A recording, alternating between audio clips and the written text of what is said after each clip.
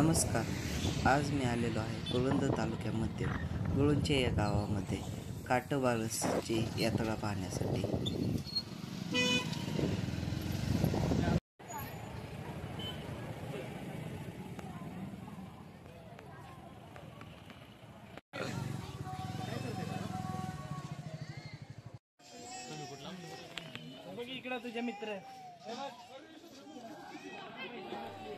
आत्ता इथे आलेलो आहे, पण यायला उशीर झालेला आहे.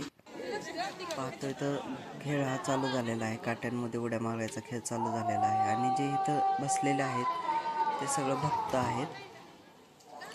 यायला खूप उशीर झाल्यामुळे गर्दी बघू शकता कशा पद्धतीने गर्दी आहे. खूप प्रचंड प्रमाणात गर्दी आहे. लोक बिल्डिंगवरती सुद्धा उभे राहिलेले आहेत. आता इथून काय दिसतंय का बघूयात.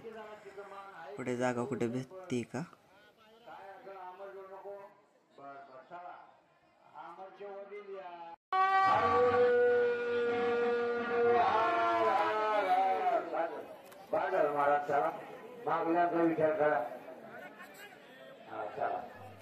वर्षामधून एकदाच हा खेळ असतो आणि हा खेळ पाहण्यासाठी महाराष्ट्रातून खूप लांबून लोक येतात. असे नाही की ह्याच गावातील लोक येतात, तर ऑल महाराष्ट्रातील लोक हा कार्यक्रम बघण्यासाठी येत असतात. येथील गर्दी बघूनच तुम्हाला समजत असेल की किती मोठ्या प्रमाणात लोक हे काटबारस पाहण्यासाठी येत आहेत. ही यात्रा महाराष्ट्र राज्याच्या पर्यटन विकासाची जी लिस्ट आहे त्याच्यामध्ये नोंदली गेलेली आहे. काटेबारसची एक गोष्ट आहे, खूप वर्षापूर्वीची ही गोष्ट आहे जे या गावातील लोक सांगतात. खूप वर्षापूर्वी ह्या गावामध्ये भीमा नावाचा एक व्यक्ती होता. तो महादेवाचा इतका निष्ठावंत भक्त होता की सांगू शकत नाही. तो गरीब होता, पण त्याचे मन हे श्रद्धेने भरलेले होते. तो दररोज आपल्या शेतातून घरी आला की न चुकता देवळात जायचा व देवाला पाणी घालायचा. एके दिवशी त्या गुळुंचे गावामध्ये खूप मोठे वादळ आलं आणि असं पाहायला गेलं तर गुळुंचे गाव हे डोंगरामध्येच आहे, फॉरेस्टच्या एरियामध्येच आहे आणि पूर्वी खूप मोठ्या प्रमाणात त्या गावामध्ये बाबळीची झाडं होते आणि हे वादळ आल्यामुळे त्या गावातील बाबळीची झाडं ही सगळीकडे पडली गेली आणि ते बाबळीची काटं जे आहेत ते सगळीकडे पडली गेली. बाबळीची झाडे सगळीकडे पडल्यामुळे सगळीकडे काटेच झाले. भीमाला मंदिरात जायचे होते. भीमा हा तसाच चालत मंदिराकडे निघाला. जाताना भीमाच्या पायामध्ये खूप प्रमाणात काटे घुसले. तो काटे टोचले तरी न थांबता तो तसाच चालत राहिला व मंदिरामध्ये पोचला. जमिनीवरती पडलेले काटे व त्याच्या पायामध्ये घुसणारे काटे याची तो कसलीही पर्वा न करता तसेच चालत मंदिरामध्ये गेला आणि महादेवाला नमस्कार केला व जे दोघं जेवण मंदिरात देवाला पाणी घालायचं ते पाणी घातलं त्याने. तेव्हा मंदिरामधून एक आवाज आला, भीमा, तू माझ्या भक्तीचं खरं रूप दाखवलंस. आजपासून जो काट्यांवर श्रद्धेने उडी मारेल त्याच्या सर्व मनोकामना पूर्ण होतील. त्यानंतर प्रत्येक वर्षी दिवाळीनंतर 10 ते 12 दिवसांनी कार्तिक शुद्ध द्वादशी म्हणजेच बारसला काट्यांच्या ढिगाऱ्यावरती उड्या मारण्याची परंपरा सुरू झाली आणि हळूहळू ही परंपरा कालांतराने काटेबारस यात्रा म्हणून ओळखली जाऊ लागली.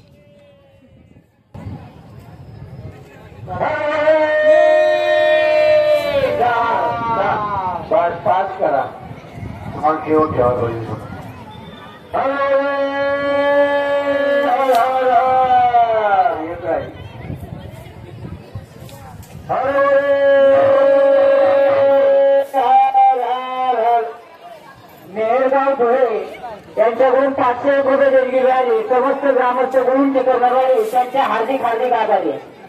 महाराज माधवाला महाराज चला चला 21 झाल्या. मागच्या निघा 5 वाजता पडायचं का महाराज. चला चला मोर्चाच्या प्रति मला त्या मला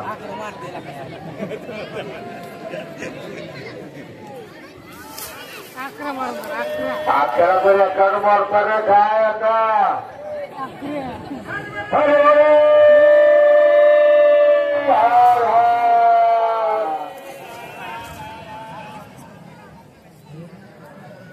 त्याला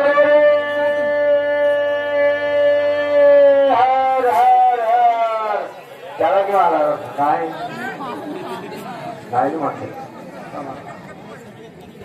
चला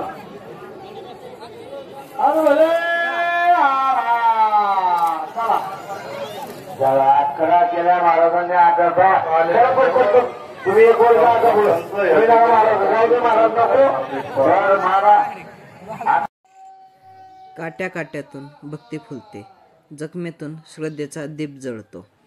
भक्त देवाच्या प्रेमाने आणि श्रद्धेने त्या काट्यांवर उड्या मारतात.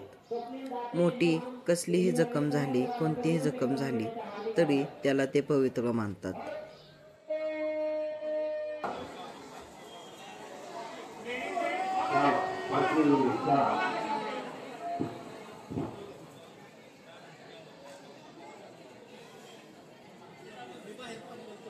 रघुनाथ मिश्र पिछे सोळा या ठिकाणी पास करत आहे.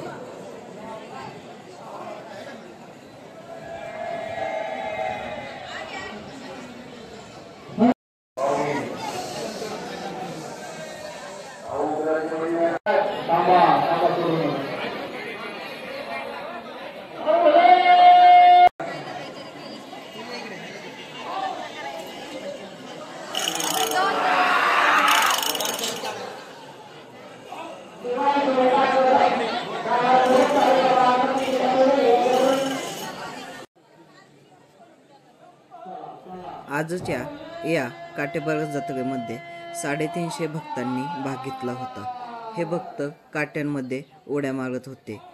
जे उड्या मारून घेत होते, ज्यांनी उड्या मारून झाले की ते ह्या मंदिरामध्ये येऊन मंदिराच्या ह्या गाभाऱ्यामध्ये असे झोपत असत व त्यांच्या अंगावरती भस्म, जो देवाचा भस्म आहे तो टाकला की लगेच ते व्यवस्थितच होत होते. म्हणजे आपल्याला साधा काटा टोचला तरी खूप पेन होतं, म्हणजे किती दुखतं. आणि बाबळीचा काटा दुखला तर आपण किती काळजी घेतो, त्याला शेवग्याचा ह्याचा पाला, बाबळीचा पाला लावून बसतो. पण इथं तसं काय नाही.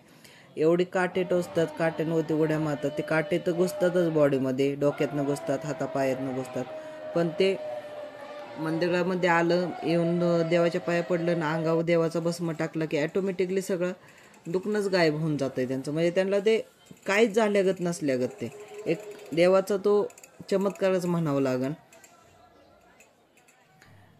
ज्या ज्या भक्तांच्या उड्या मारून झालेल्या आहेत काट्यामध्ये, ते मंदिरामध्ये पाया पडून इथे येऊन बसलेले आहेत. आणि ह्यांना 3-3:30 वाजेपर्यंत बसावं लागतं. जोपर्यंत शेवटच्या भक्ताची उडी होत नाही आणि ते काटे पेटवले जात नाहीत तोपर्यंत हे भक्त सर्वजण येथेच मंदिरात बसतात. आणि नंतरनं 3-3:30 नंतरनं सगळ्या भक्तांच्या उड्या मारून झाले की ते सगळेजण आपापल्या घरी जातात व आंघोळ करतात. आंघोळ केले की ते जे काट्यात उड्या मारायच्या आधी जसे होते तसेच ते असतात. त्यांचं म्हणजे काय दुखत नाही का, काही म्हणजे दुखतंय, काय टोचतंय, काहीच नाही प्रॉब्लेम.